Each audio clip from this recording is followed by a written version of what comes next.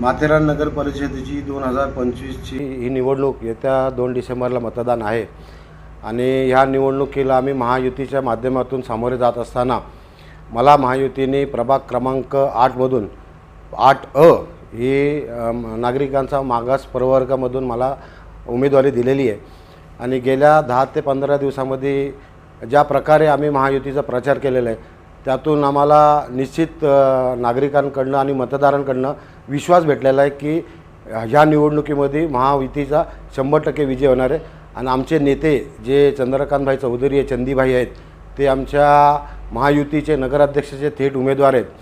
त्यांनी ह्या माथेरानसाठी आणि ह्या नगरीसाठी जे गेल्या 10-15 वर्षापासून जे काम करत आलेत त्याचा कुठेतरी विश्वास लोकांमध्ये सार्थ झालेला आहे आणि केंद्रामध्ये आणि महाराष्ट्रामध्ये भारतीय जनता पार्टीची सत्ता असल्यामुळे या गावाचे जे विकासाचे मुद्दे आहेत त्या विकासाच्या मुद्द्यांना आम्ही ह्या सत्तेच्या माध्यमातून नागरिकांना न्याय देण्याचा 100% आम्ही प्रयत्न करू। प्रामुख्याने जर काय विषय बघितले तर माथेरानची 1850 साली स्थापना झाली त्यापासून आजपर्यंत गावठाण एक्सपेन्शन झालेलं नाही आहे आणि ह्या ठिकाणी जे लोकांचे घरं आहेत त्या घरांवरती नगरपालिकेच्या माध्यमातून अनधिकृतचा जो शिक्का मारला जातो तो शिक्का आम्हाला काढण्याची फार आवश्यकता आहे। तो शिक्का जर का त्यातून निघाला तर निश्चित ह्या मधल्या नागरिकांना त्याचा फायदा होईल। त्यांना कुठेतरी बँकेतून कर्ज शैक्षणिक कर्ज अशा प्रकारचे सुविधा त्यांना घेता येईल।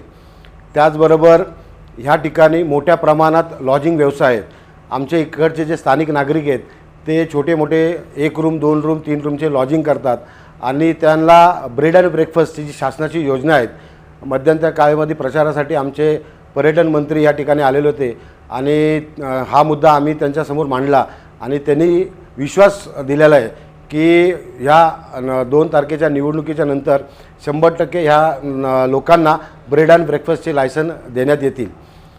माझ्या प्रभागामध्ये मी गेल्या 15 दिवसापासून फिरत होतो आणि प्रामुख्याने मला त्या ठिकाणी जे विषय माझ्या नजरेत आलेत की त्या ठिकाणी सॉईल इरोजनचा फार मोठा प्रश्न आहे आणि त्या ठिकाणी सर्वात जास्त अश्वपालक असल्यामुळे अश्वपालकांना स्टेबलची आवश्यकता आहे। 462 घोडे माथेरानमध्ये आहेत आणि त्यांना प्रॉपर स्टेबलची व्यवस्था नाही आहे।